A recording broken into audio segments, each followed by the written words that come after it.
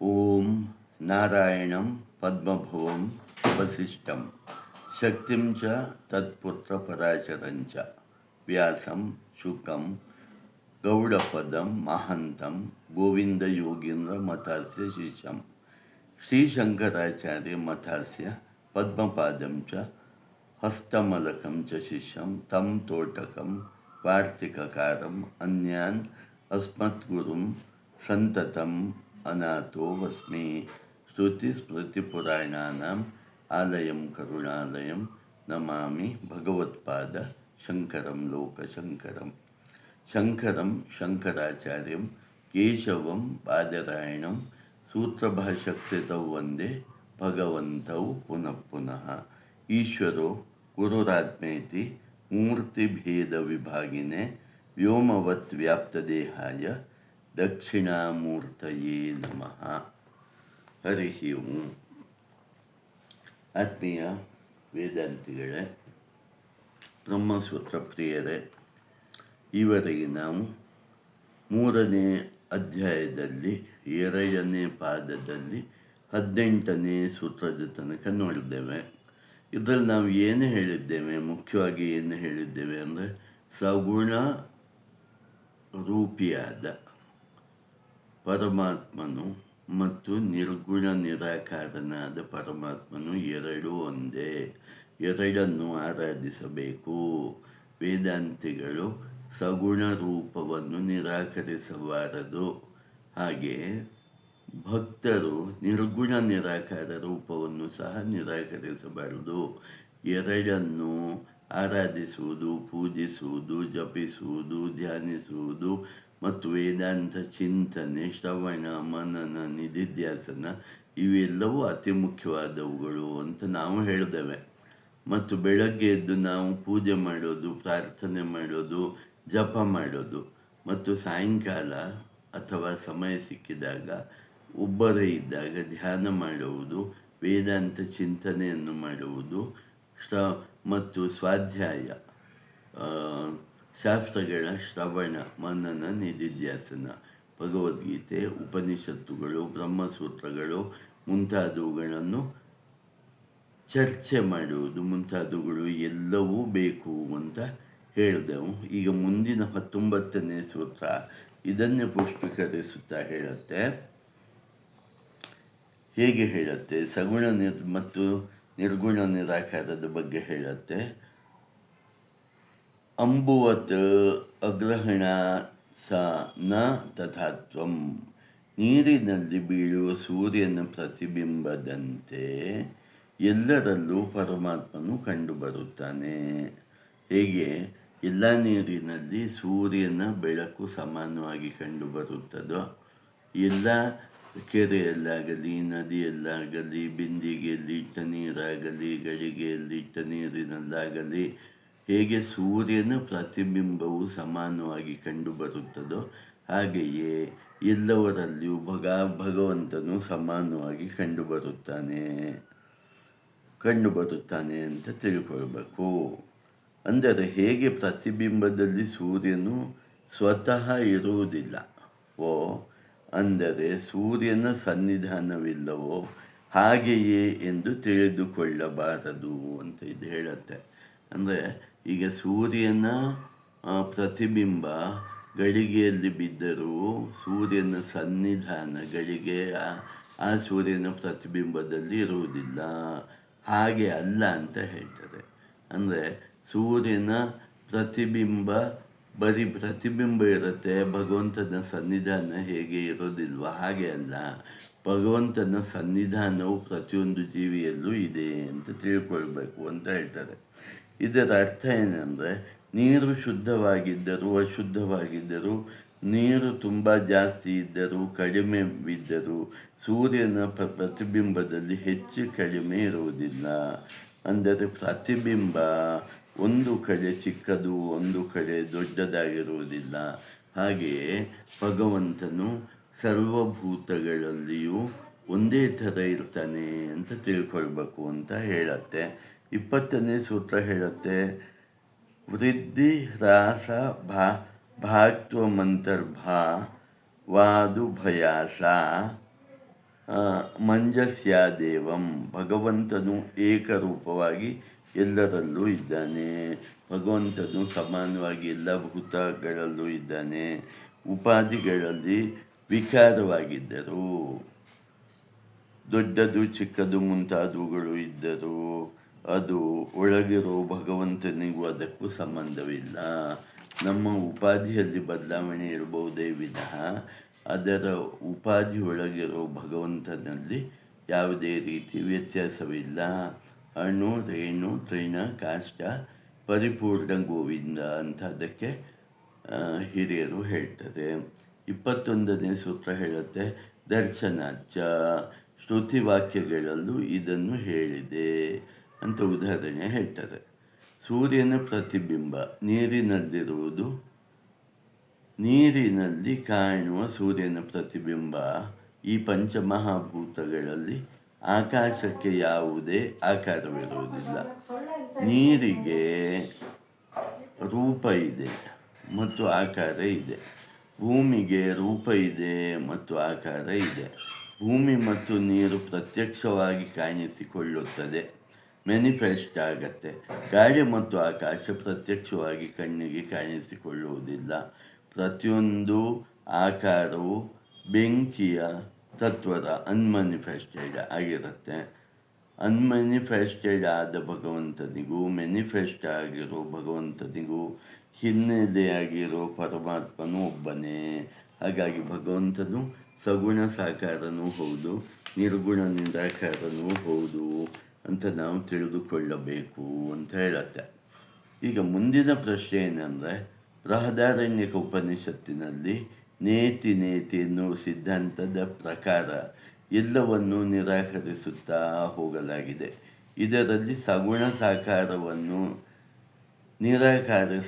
ನಿರಾಕರಿಸಿದೆಯಲ್ಲವೇ ಅಂತ ಪ್ರಶ್ನೆ. ಹಾಗಾಗಿ ನಾವು ನಿರ್ಗುಣ ನಿರಾಕಾರವನ್ನು ಮಾತ್ರ ಒಪ್ಪಬೇಕು ಎಂದು ತಿಳಿಯಬೇಕು ಅಂತ. ಅಂದರೆ ನೇತಿ ನೇತಿ ನೇತಿ ಅದಲ್ಲ ಅದಲ್ಲ ಅದಲ್ಲ ಅದಲ್ಲ ಅಂತ ಹೇಳ್ತಾ ಇದ್ದಾಗ ಹಾಗಾದರೆ ಸಗುಣ ಸಾಕಾರವನ್ನು ನಿರಾಕರಿಸಬೇಕು ಅಂತ. ಅದಕ್ಕೆ ಉತ್ತರವಾಗಿ ಹೇಳ್ತಾರೆ, ಬೃಹದಾರಣ್ಯಕ ಉಪನಿಷತ್ತು ಮುಂದುವರಿದು ಹೇಳುತ್ತದೆ, ಪೃಥ್ವಿ, ಜಲ, ತೇಜಸ್ಸು ಇವುಗಳ ಎಫೆಕ್ಟ್ ಕಣ್ಣಿಗೆ ಕಾಣುವ ಜಗತ್ತು, ಕಣ್ಣಿಗೆ ಕಾಣುವ ಭೌತಿಕ ಜಗತ್ತನ್ನು ಮೂರ್ತ ಎಂದು ಕರೀತಾರೆ. ಈ ಆದಿಭೌತಿಕ ಜಗತ್ತಿನಲ್ಲಿ ಮತ್ತು ಭೌತಿಕ ಜಗತ್ತಿನಲ್ಲಿ, ಕಣ್ಣಿಗೆ ಕಾಣುವ ಜಗತ್ತಿನಲ್ಲಿ ಮತ್ತು ಕಣ್ಣಿಗೆ ಕಾಣಿಸದ ಜಗತ್ತಿನಲ್ಲಿ ಎರಡೂ ಕಡೆ ಭಗವಂತನು ಸಮಾನವಾಗಿದ್ದಾನೆ.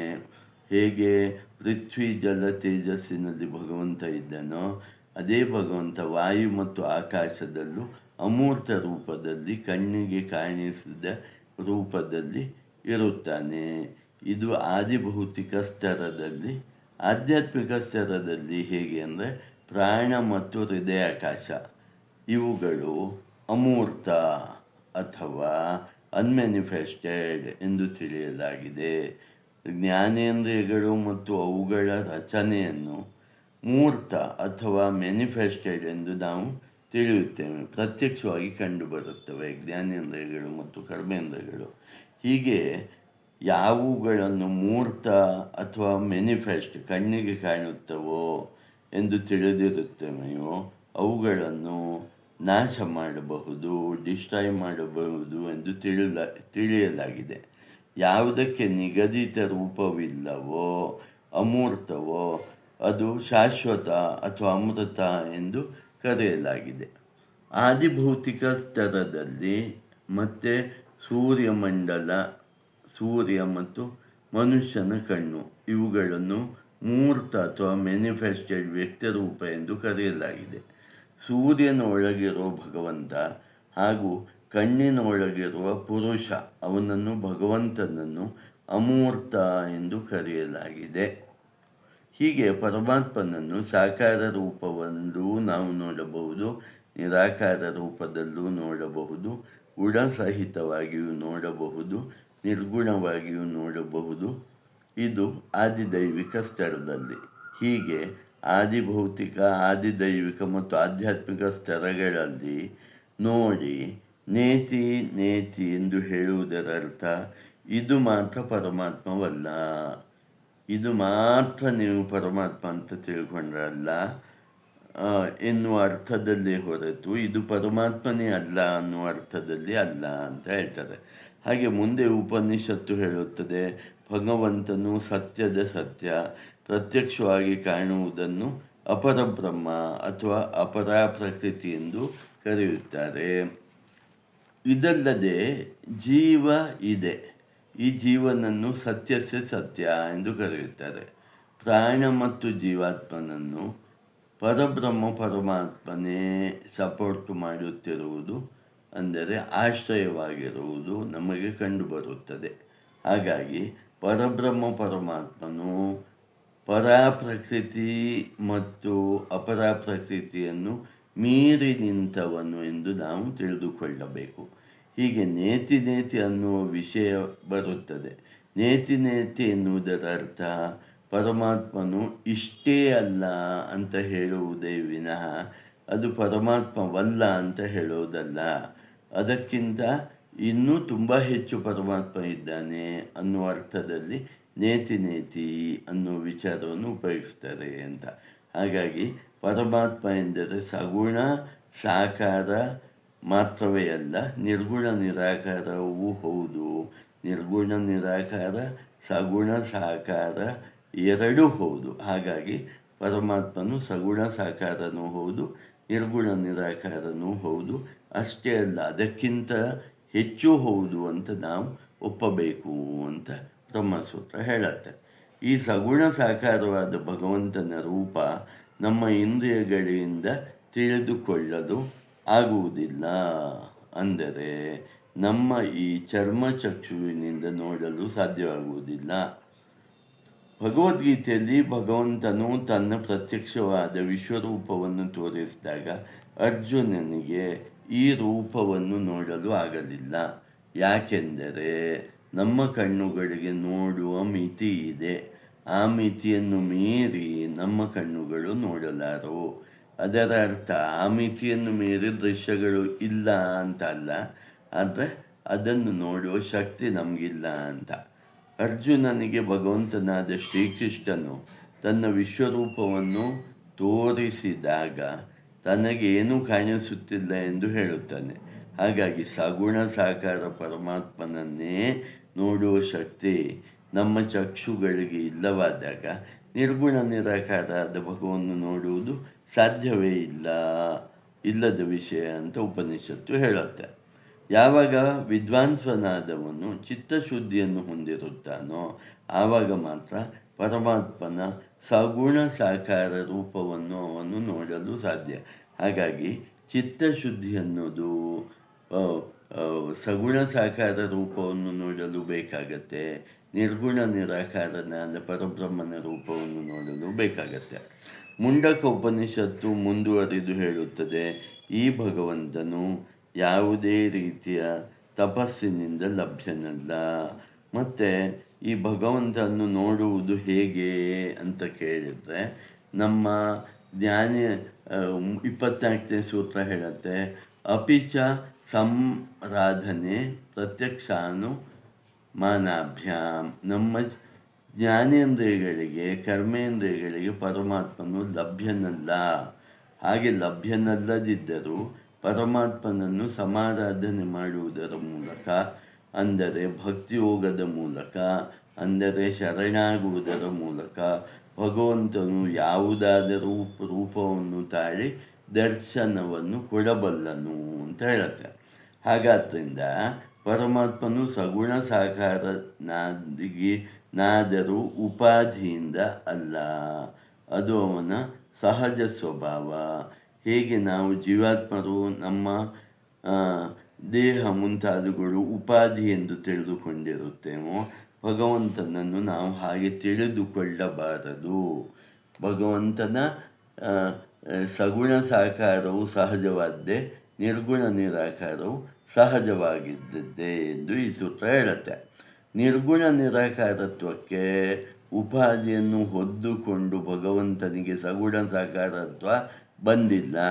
ಹೇಗೆ ಬೆಂಕಿಗೆ ಉಷ್ಣತೆಯು ಸಹಜ ಸ್ವಭಾವವೋ ಹಾಗೆ ಪರಮಾತ್ಮನಿಗೆ ನಿರ್ಗುಣ ನಿರಾಕಾರವು ಎಷ್ಟು ಸಹಜವೋ ಸಗುಣ ಸಾಕಾರವು ಅಷ್ಟೇ ಸಹಜವಾದದ್ದ ಧರ್ಮವಾಗಿದೆ ಅಂತ ಈ ಸೂತ್ರ ಹೇಳುತ್ತೆ. ಭಗವಂತನು ಪ್ರತ್ಯಕ್ಷನಾಗಿ ಕಂಡು ಬಂದರೂ ಮ್ಯಾನಿಫೆಸ್ಟ್ ಆಗಿ ಕಂಡು ಬರದಿದ್ದರೂ ಭಗವಂತನು ತನ್ನ ಸಹಜ ದೈವಿಕ ಗುಣಗಳೊಂದಿಗೆ ಸದಾಕಾಲ ಇರ್ತಾನೆ ಅಂತ ಈ ಸೂತ್ರ ಹೇಳುತ್ತೆ. ಹಾಗಾಗಿ ವೇದಾಂತಿಗಳು ಸಹ ಸಗುಣ ಸಾಕಾರ ಭಗವಂತನ ಪೂಜೆ ಮಾಡುವುದು, ಪ್ರಾರ್ಥನೆ ಮಾಡುವುದು, ದರ್ಶನ ಮಾಡುವುದು ಮುಂತಾದವುಗಳು ಸಹಜವಾದ್ದು, ಮಾಡಬೇಕು ಅಂತ ಈ ಸೂತ್ರ ಹೇಳುತ್ತೆ. ಮುಂದುವರಿದು 25ನೇ ಸೂತ್ರ ಹೇಳುತ್ತೆ, ಪ್ರಕಾಶಾದಿವಚ್ಚ ಅವೈಶೇಷ್ಯ ಪ್ರಕಾಶಶ್ಚ ಕರ್ಮಣ್ಯಭ್ಯಾ ಚ ಸಾತ್. ಅಂದರೆ ಇದರ ಅರ್ಥ ಏನು ಅಂದರೆ, ಮತ್ತು 25ನೇ ಸೂತ್ರ ಹೇಳುವಂಥ ವಿಚಾರ ಏನಂದರೆ, ಬೆಂಕಿಯನ್ನು ಹಚ್ಚಿದಾಗ ಅದರ ಜೊತೆಗೆ ಬರುವ ಉಷ್ಣತೆ ಹೇಗೆ ಬೆಂಕಿಯ ಸಹಜ ಸ್ವಭಾವವೋ ಹಾಗೆಯೇ ಭಕ್ತನು ಭಗವಂತನನ್ನು ತನ್ನ ಶರಣಾಗತಿ ಹಾಗೂ ಪರಮ ಪ್ರೇಮದಿಂದ ಇನ್ವೋಕ್ ಮಾಡಿದಾಗ ಭಕ್ತನಿಗಾಗಿ ಭಗವಂತನು ಪ್ರತ್ಯಕ್ಷ ರೂಪವನ್ನು ಹೊಂದಿ ಗುಣಸಹಿತವಾಗಿ ಹೊಂದಿ ತೋರಿ ಬಂದರೆ ಅದು ಅವನ ಸಹಜತೆ, ಅದು ಉಪಾಧಿಯಲ್ಲ ಅಂತ ಈ ಸೂತ್ರ ಹೇಳುತ್ತೆ. ಹಾಗಾಗಿ ಒಟ್ಟಾರೆಯಾಗಿ ಏನು ಹೇಳುತ್ತೆ ಅಂದರೆ, ಸಗುಣ ಸಾಕಾರತ್ವ ಭಗವಂತನ ಸಹಜತೆ, ಹಾಗೆ ನಿರ್ಗುಣ ನಿರಾಕಾರತ್ವವು ಭಗವಂತನ ಸಹಜತೆ. ನಿರ್ಗುಣ ನಿರಾಕಾರವು ಉಪಾಧಿಯನ್ನು ಹೊಂದಿ ಸಗುಣ ಸಾಕಾರವಾಗಿ ತೋರಿ ಬರುವುದಿಲ್ಲ. ಹಾಗೆ ತೋರಿ ಬರುವುದಲ್ಲ, ಅವನ ಸಹಜ ರೀತಿಯಲ್ಲಿ ಅವನು ಸಗುಣ ಸಾಕಾರನು ಅಂತ ಹೇಳುತ್ತೆ. 22ನೇ ಸೂತ್ರ ಹೇಳುತ್ತೆ, ಅತಃ ಅನಂತೇನ ತಥಾ ಹಿ ಲಿಂಗಂ. ಹೇಗೆ ಪರಮಾತ್ಮನು ಜಗತ್ತಿಗೆ ಅನಂತವಾಗಿ ಒಳ್ಳೆಯದನ್ನು, ಗಾಳಿ, ಬೆಳಕು, ನೀರು ಮುಂತಾದ ಲೆಕ್ಕವಿಲ್ಲದಿಷ್ಟು ಕೊಟ್ಟರೂ ಭಗವಂತನು ಅದನ್ನು ಎಲ್ಲಿಯೂ ಹೇಳಿಕೊಳ್ಳುವುದಿಲ್ಲ. ಏಕೆಂದರೆ ಅದು ಪರಮಾತ್ಮನ ಸಹಜ ಸ್ವಭಾವವಾಗಿದೆ. ಆದರೆ ಜೀವಾತ್ಮರಾದ ನಾವು ಬೇರೆಯವರಿಗೆ ಏನಾದರೂ ಸ್ವಲ್ಪ ಒಳ್ಳೆಯದು ಮಾಡಿದರೂ ಸಹ ಹೇಳಿಕೊಳ್ಳುತ್ತೇವೆ. ಯಾಕೆಂದರೆ ಈ ಒಳ್ಳೆಯತನ, ನಾವು ಮಾಡುವ ದಾನ ಮುಂತಾದವುಗಳು ನಮ್ಮ ಸಹಜ ಸ್ವಭಾವ ಅಲ್ಲ, ಅದು ನಮ್ಮ ಉಪಾಧಿಯಿಂದ ಬಂದ ಸ್ವಭಾವಗಳಾಗಿರುತ್ತದೆ. ಹಾಗಾಗಿ ಒಳ್ಳೆಯತನ ತೋರಿಸುವುದು ಎಂದರೆ ಅದು ಉಪಾಧಿ, ಸಹಜ ಸ್ವಭಾವ ಅಲ್ಲ.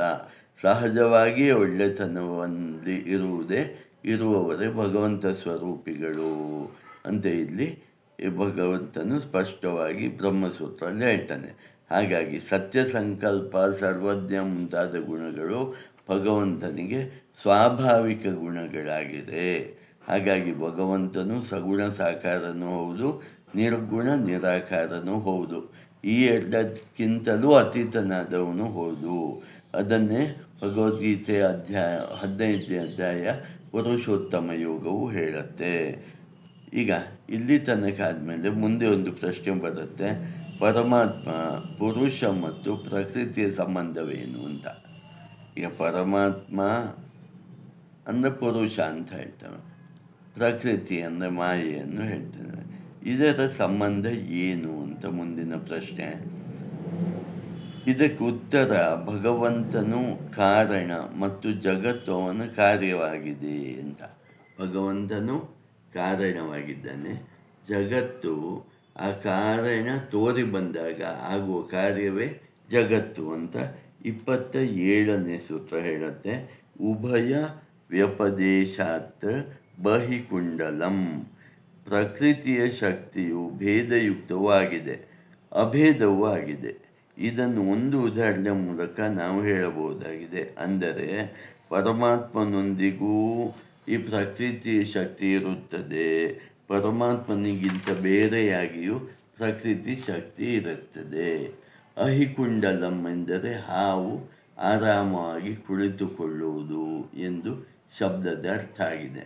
ಅಂದರೆ ಹಾವು ಯಾವುದೇ ತೊಂದರೆ ಇಲ್ಲದಿದ್ದಾಗ ಕುಂಡಲಾಕಾರದಲ್ಲಿ ಕುಳಿತುಕೊಳ್ಳುತ್ತದೆ. ಕೆಲವು ಸಲ ಹಾವು ಒಂದು ಕಡೆಯಿಂದ ಇನ್ನೊಂದು ಕಡೆಗೆ ಹೋಗುವಾಗ ಅದರ ದೇಹ ನೇರವಾಗಿ ಇರುತ್ತದೆ. ಹಾವು ಒಂದು ಕಡೆಯಿಂದ ಇನ್ನೊಂದು ಕಡೆಗೆ ಹರಿದು ಹೋಗುತ್ತಿರುವಾಗ ಕುಂಡಲಾಕಾರದಲ್ಲಿ ಇರುವ ಹಾವಿನ ಶಕ್ತಿ ಅನ್ಮ್ಯಾನಿಫೆಸ್ಟ್ ಅಂದರೆ ಅಪ್ರತ್ಯಕ್ಷವಾಗಿ ಇರುತ್ತದೆ. ಮತ್ತು ಅದೇ ಹಾವು ನಿಶ್ಶಬ್ದವಾಗಿ ಆರಾಮವಾಗಿ ಕುಂಡಲಾಕಾರದಲ್ಲಿ ಕುಳಿತುಕೊಂಡಾಗ ಆ ಹಾವಿನ ಶಕ್ತಿಯು ಪ್ರತ್ಯಕ್ಷ ರೂಪದಲ್ಲಿ ಮ್ಯಾನಿಫೆಸ್ಟ್ ರೂಪದಲ್ಲಿ ಕಂಡುಬರುತ್ತದೆ. ಈಗ ಪ್ರಶ್ನೆ, ಈ ಶಕ್ತಿಯು ಹಾವಿಗಿಂತ ಬೇರೆಯೋ ಅಥವಾ ಹಾವಿನ ಜೊತೆಗೆ ಇರುವಂಥದ್ದು? ಅಂದರೆ ಹಾವು ನೇರವಾಗಿ ಹೋಗುತ್ತಿರುವಾಗ ಕುಂಡಲಾಕಾರದ ಅದರ ಶಕ್ತಿಯು ಅನ್ಮ್ಯಾನಿಫೆಸ್ಟೆಡ್ ಅಂದರೆ ಅಪ್ರತ್ಯಕ್ಷವಾಗಿರುತ್ತದೆ. ಹಾಗಾಗಿ ಆ ಶಕ್ತಿಯು ಹಾವಿನ ಜೊತೆಗಿರುತ್ತದೆ. ಯಾವಾಗ ಹಾವು ಕುಂಡಲಾಕಾರದಲ್ಲಿ ಕುಳಿತಿರುತ್ತದೆಯೋ ಆವಾಗ ಆ ಶಕ್ತಿಯು ಕುಂಡಲಾಕಾರದಲ್ಲಿ ಮ್ಯಾನಿಫೆಸ್ಟ್ ಆಗಿರುತ್ತದೆ. ಶಕ್ತಿಯು ಹಾವಿಗಿಂತ ಬೇರೆಯಾಗಿರುವಂತೆ ನಮಗೆ ತೋರಿ ಬರುತ್ತದೆ ಅಷ್ಟೆ. ಶಕ್ತಿ, ಶಕ್ತಿಮಾನ್ ಇವೆರಡರ ಸಂಬಂಧ ತುಂಬ ರೆಗ್ಯುಲರ್ ಅಂದರೆ ಪೆಕ್ಯುಲಿಯರ್ ಆಗಿರುತ್ತದೆ, ಅಂದರೆ ಸ್ವಲ್ಪ ವಿಶೇಷವಾಗಿರುತ್ತದೆ. ಹಾಗಾಗಿ ಈ ಪ್ರಕೃತಿಯು ಯಾವಾಗ ಪರಮಾತ್ಮನ ಜೊತೆಗೆ ಇರುತ್ತದೋ ಅದು ಅನ್ಮ್ಯಾನಿಫೆಸ್ಟೆಡ್ ಅಪ್ರತ್ಯಕ್ಷ ರೂಪದಲ್ಲಿ ಇರುತ್ತದೆ.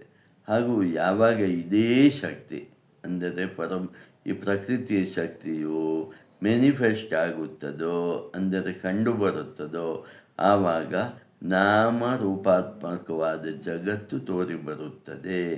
ಇದನ್ನೇ ಖ್ಯಾತ ವಿಜ್ಞಾನಿಯಾದ ಐನ್ಸ್ಟೈನ್ ಅವರು ಹೀಗೆ ಹೇಳುತ್ತಾರೆ: ಮ್ಯಾಟರ್ ಅನ್ಮ್ಯಾನಿಫೆಸ್ಟೆಡ್ ಈಸ್ ಎನರ್ಜಿ. ವಸ್ತು ಅವ್ಯಕ್ತ ರೂಪದಲ್ಲಿದ್ದಾಗ ಅದನ್ನು ಶಕ್ತಿ ಎಂದು ಕರೆಯುತ್ತಾರೆ. ಶಕ್ತಿಯು ಘನೀಭೂತವಾಗಿ ಕಣ್ಣಿಗೆ ಕಾಣಿಸುವಾಗ ಅದನ್ನು ವಸ್ತು ಎಂದು ಕರೆಯುತ್ತಾರೆ ಅಂತ ಇದನ್ನೇ ವಿಜ್ಞಾನದಲ್ಲೂ ಹೇಳ್ತಾರೆ. ಹಾಗಾಗಿ ಶಕ್ತಿಯನ್ನು ಸೃಷ್ಟಿಸಲು ಆಗುವುದಿಲ್ಲ ಹಾಗೂ ವಸ್ತುವನ್ನು ಡಿಸ್ಟ್ರಾಯ್ ಮಾಡಲು ಆಗುವುದಿಲ್ಲ. ಈ ಶಕ್ತಿಯು ಬ್ರಹ್ಮನಿಂದ ಸ್ವತಂತ್ರವಾಗಿ ಇರಲಾರದು. ಹಾಗೂ ಕೆಲವು ಸಲ ಇದೇ ಪ್ರಕೃತಿಯು ಸ್ವತಂತ್ರವಾಗಿ ಇರುವುದರಿಂದ ಇದೇ ಪ್ರಕೃತಿಯನ್ನು ಭಿನ್ನ ಅಂತಲೂ ಹೇಳ್ತೇವೆ, ಅಭಿನ್ನ ಅಂತಲೂ ಹೇಳ್ತೇವೆ. ಹಾಗಾಗಿ ಪ್ರಕೃತಿಯು ಭಗವಂತನ ಜೊತೆಗೂ ಇರುತ್ತದೆ, ಪ್ರಕೃತಿಯು ಭಗವಂತನಿಂದ ಬೇರೆಯಾಗಿಯೂ ಇರುತ್ತದೆ ಎಂದು ಈ ಸೂತ್ರವು ಹೇಳುತ್ತೆ.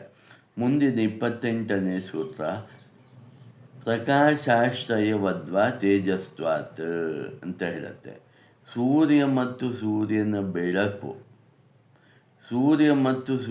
ಬೆಳಕು ಬೇರೆ ಬೇರೆಯಾಗಿದೆಯೋ ಎನ್ನುವ ಪ್ರಶ್ನೆಗೆ ಒಂದರ್ಥದಲ್ಲಿ ಹೌದು ಅಂತ ಹೇಳ್ತೇವೆ. ಯಾಕೆ ಅಂದರೆ ನಾವೇ ಸೂರ್ಯ ಬೇರೆ, ಸೂರ್ಯನ ಬೆಳಕು ಬೇರೆ ಎಂದು ಹೇಳಿದ್ದರಿಂದ ಅದು ಬೇರೆ ಬೇರೆ ಅಂತ ನಾವು ಹೇಳ್ಬೋದು. ಸೂರ್ಯ ಮತ್ತು ಸೂರ್ಯನ ಬೆಳಕು ಒಂದೇ, ಬೇರೆ ಬೇರೆ ಅಲ್ಲ ಅನ್ನೋದು ಅದು ಹೌದು ಅಂತ ಹೇಳಬೇಕಾಗತ್ತೆ. ಏಕೆಂದರೆ ಸೂರ್ಯನಿಲ್ಲದೆ ಬೆಳಕು ಸ್ವತಂತ್ರವಾಗಿರಲು ಸಾಧ್ಯವಿಲ್ಲ. ಹಾಗೆಯೇ ಶಕ್ತಿ, ಪ್ರಕೃತಿ ಭಗವಂತನಿಲ್ಲದೆ ಇರಲು ಸಾಧ್ಯವಿಲ್ಲ.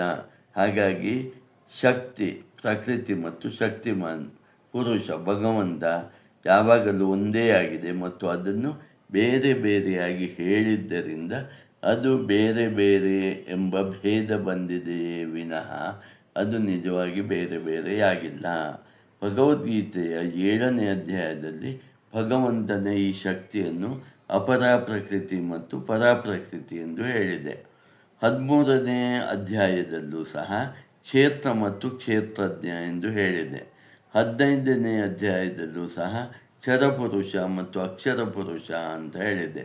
ಇವುಗಳೆಲ್ಲ ಪರಬ್ರಹ್ಮ ಪರಮಾತ್ಮನ ಅಪರ ಮತ್ತು ಪರಾಪ್ರಕೃತಿಗಳಾಗಿವೆ.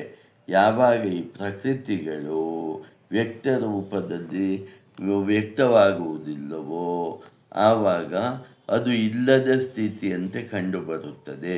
ಯಾವಾಗ ಈ ಪ್ರಕೃತಿ ವ್ಯಕ್ತವಾಗುತ್ತದೋ ಆವಾಗ ನಾಮರೂಪಾತ್ಮಕವಾದ ಜಗತ್ತು ಕಂಡುಬರುತ್ತದೆ ಅಂತ ಹೇಳ್ತಾರೆ.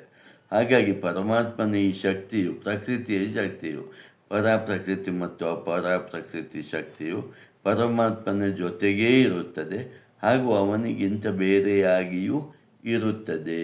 ಎರಡೂ ಸಾಧ್ಯವಿದೆ ಅಂತ ಹೇಳ್ತಾರೆ.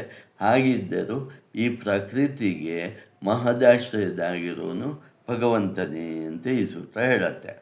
29ನೇ ಸೂತ್ರ ಪೂರ್ವವದ್ವ ಅಂತ ಹೇಳುತ್ತೆ.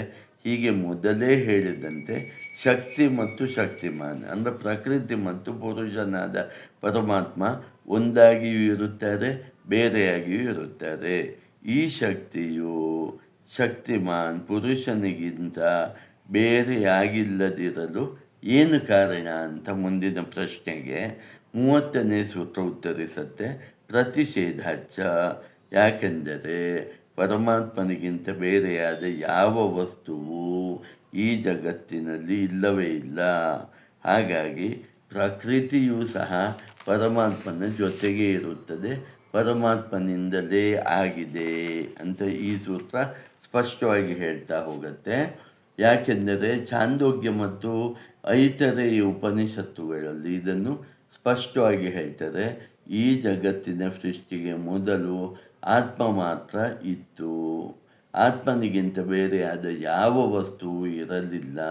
ಹಾಗಾಗಿ ಪರಮಾತ್ಮನು ಏಕಮೇವಾದ್ವಿತೀಯನು, ಅಂದರೆ ಇರುವುದು ಒಬ್ಬನೇ, ಎರಡನೇನಾದ ಯಾವ ವಸ್ತುವೂ ಇಲ್ಲ.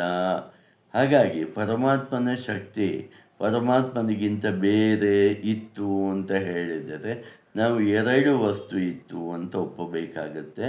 ಇದನ್ನು ಶಾಸ್ತ್ರವು ಒಪ್ಪುವುದಿಲ್ಲ.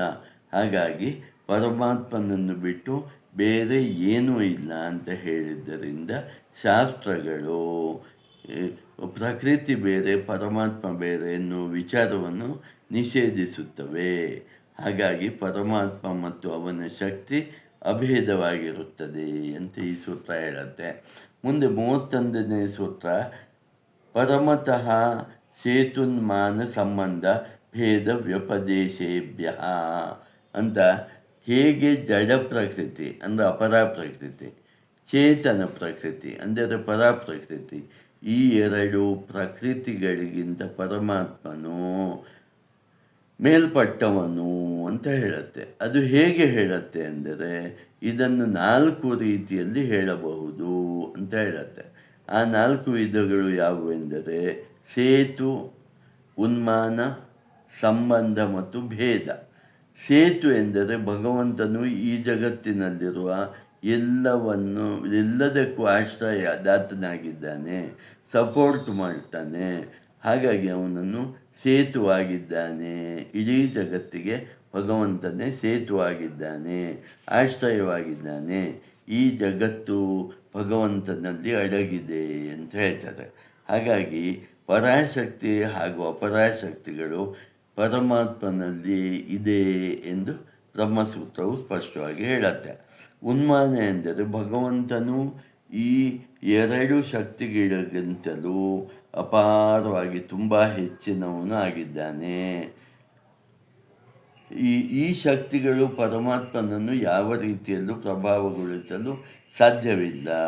ಪರಮಾತ್ಮನಿಂದ ಪ್ರಭಾವಕ್ಕೆ ಒಳಗಾಗುತ್ತವೆ ವಿನಃ ಈ ಶಕ್ತಿಗಳು ಭಗವಂತನು ಪ್ರಭಾವಗೊಳಿಸುವುದಿಲ್ಲ ಅಂತ ಹೇಳ್ತಾರೆ. ಸಂಬಂಧ ಅಂದರೆ ಪರಮಾತ್ಮ ಕಂಟ್ರೋಲರ್ ಆಗಿದ್ದಾನೆ, ಯಜಮಾನನಾಗಿದ್ದಾನೆ, ಪ್ರಕೃತಿಯನ್ನು ಪರಮಾತ್ಮನು ಆಳುತ್ತಾನೆ ಅಂತ ಹೇಳ್ತಾರೆ. ಭೇದ ಅಂದರೆ ಭಗವಂತನು ಅಂತರ್ಯಾಮಿಯಾಗಿಯೂ ಇದ್ದಾನೆ, ಬಹಿರ್ಮುಖನಾಗಿಯೂ ಇದ್ದಾನೆ ಅಂತ ಹೇಳ್ತಾರೆ.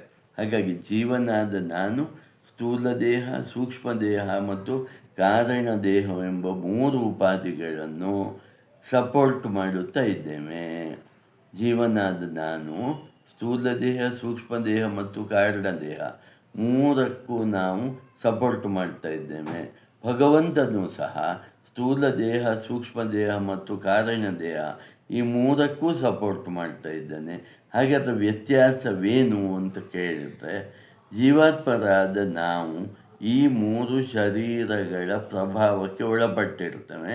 ಪರಮಾತ್ಮನು ಈ ಶರೀರಗಳ ಪ್ರಭಾವಕ್ಕೆ ಒಳಪಟ್ಟಿರುವುದಿಲ್ಲ.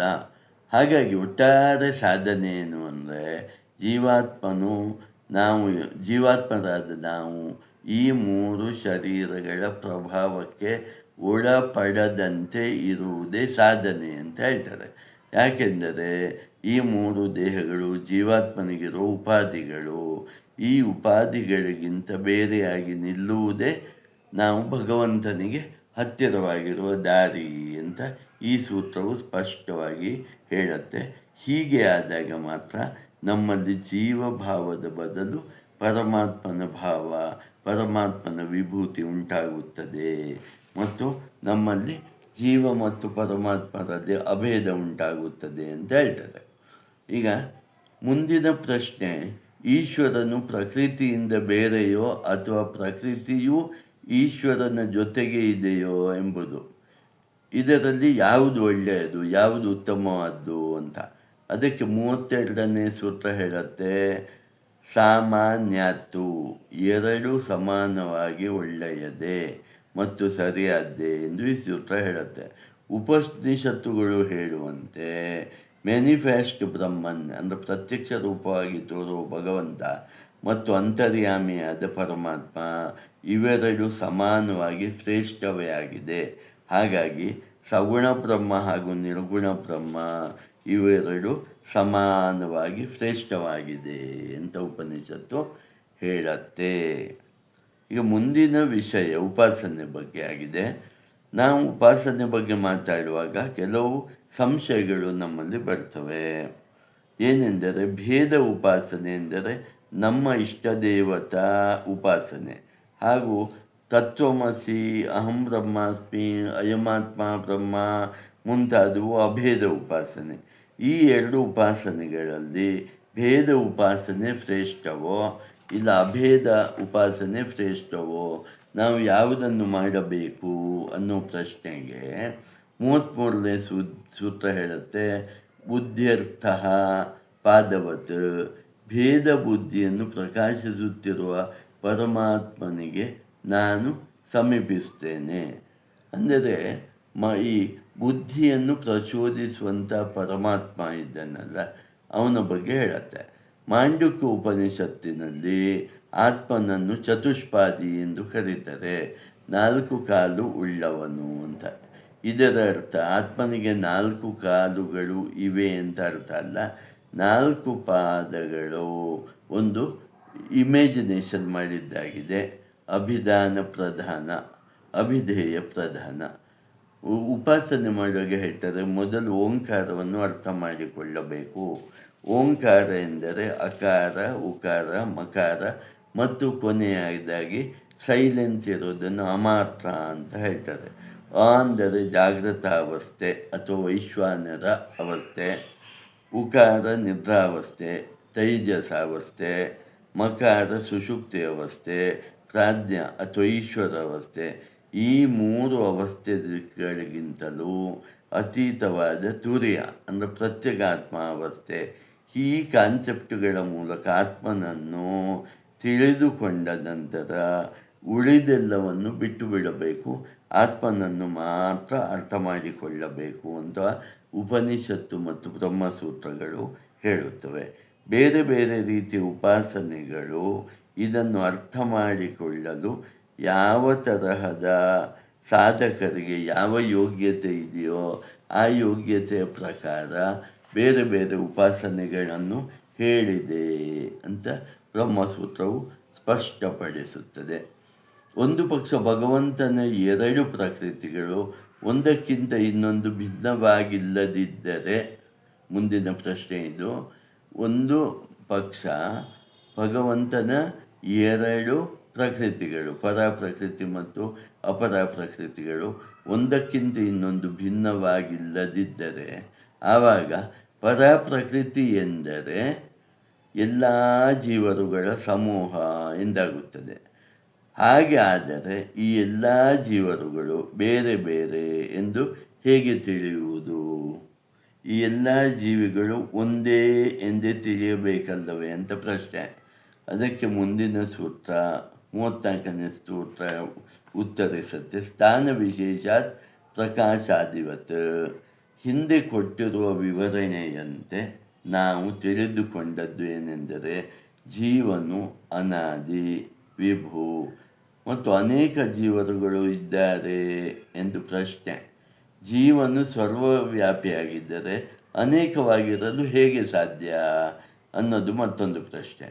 ಬೆಳಕು ಅನ್ನುವುದು ಒಂದೇ ಆಗಿದ್ದರೂ ಅದೇ ಬೆಳಕು ಲ್ಯಾಂಪ್ ಮೂಲಕ ಕಂಡುಬರಬಹುದು, ಸೂರ್ಯನ ಮೂಲಕ ಕಂಡುಬರಬಹುದು, ಚಂದ್ರನ ಮೂಲಕ ಕಂಡುಬರಬಹುದು, ಅಗ್ನಿಯ ಮೂಲಕ ಕಂಡುಬರಬಹುದು, ವಿದ್ಯುತ್ ಶಕ್ತಿಯ ಮೂಲಕವೂ ಕಂಡುಬರಬಹುದು.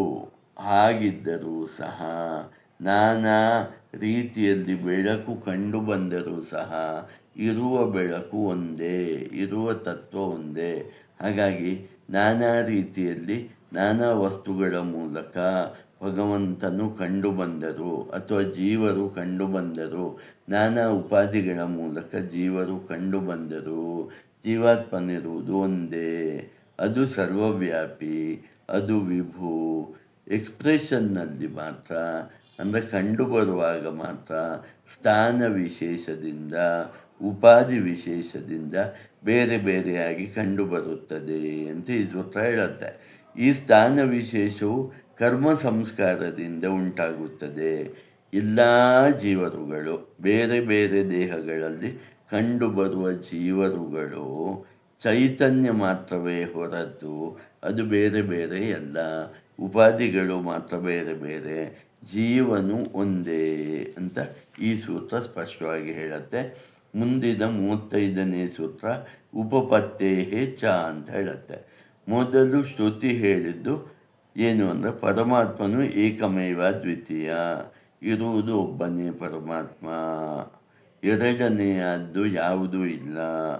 ಮತ್ತು ಶ್ರುತಿ ಹೇಳುತ್ತೆ ಈ ಜಗತ್ತಿನ ಸೃಷ್ಟಿಗೆ ಈ ಪರಮಾತ್ಮನು ಅಭಿನ್ನ, ನಿಮಿತ್ತ, ಉಪಾದಾನ ಕಾರಣವಾಗಿದ್ದಾನೆ. ಹಾಗಾಗಿ ಪರಮಾತ್ಮನಿಂದ ಈ ಇಡೀ ಜಗತ್ತು ಬಂದಿದೆ. ಮೂರನೆಯದಾಗಿ ನಾವು ಹೇಳಿದ್ದು ಜೀವವೇ ಪರಬ್ರಹ್ಮವಾಗಿದೆ, ತತ್ವಮಸಿ. ಹಾಗಾಗಿ ಅಭೇದ ಉಪಾಸನೆ ಮಾಡಬೇಕು. ತತ್ವಮಸಿ ಮುಂತಾದ ವಾಕ್ಯಗಳನ್ನು, ವೇದಾಂತ ವಾಕ್ಯಗಳ ಮೂಲಕ ಅಭೇದ ಉಪಾಸನೆ ಮಾಡಬೇಕು. ಕೊನೆಯದಾಗಿ 4ನೇದಾಗಿ ಅದೇ ಪರಮಾತ್ಮ ಭೋಕ್ತ, ಭೋಗ್ಯ, ಜಡ, ಚೇತನ ಮತ್ತು ಕರ್ಮಫಲವನ್ನು ಕೊಡುವವನು ಅದೇ ಪರಮಾತ್ಮನೇ ಆಗಿದ್ದಾನೆ. ಹಾಗಾಗಿ ಆ ಪರಮಾತ್ಮನೇ ಬಂಧ ಮೋಕ್ಷಗಳನ್ನು ಕೊಡುವವನು ಆಗಿದ್ದಾನೆ. ಆದುದರಿಂದ ಈ ಜೀವ ಸಮುದಾಯವು ಬೇರೆ ಬೇರೆ ಕರ್ಮಗಳಿಗೆ ಅನುಸಾರವಾಗಿ ಬೇರೆ ಬೇರೆಯಾಗಿರುವಂತೆ ಕಂಡುಬರುತ್ತದೆ. ಇಲ್ಲದಿದ್ದರೆ ಜೀವನು ಇರುವುದು ಒಂದೇ. ಜೀವನು ಸೃಷ್ಟಿಯೂ ಆಗಿಲ್ಲ, ಯಾಕಂದರೆ ಅವನು ಅನಾದಿ. ಹೇಗೆ ಭಗವಂತನು ಅನಾದಿಯೋ ಜೀವನು ಅನಾದಿಯಾಗಿದ್ದಾನೆ. ಹಾಗಾಗಿ ಪರಾಪ್ರಕೃತಿಯು ಒಂದೇ ಆಗಿದ್ದರೂ ಉಪಾಧಿ ಭೇದದಿಂದ ಬೇರೆ ಬೇರೆಯಾಗುವಂತೆ ಕಂಡುಬರುತ್ತದೆ ಅಂತ ಈ ಸೂತ್ರ ಹೇಳುತ್ತೆ.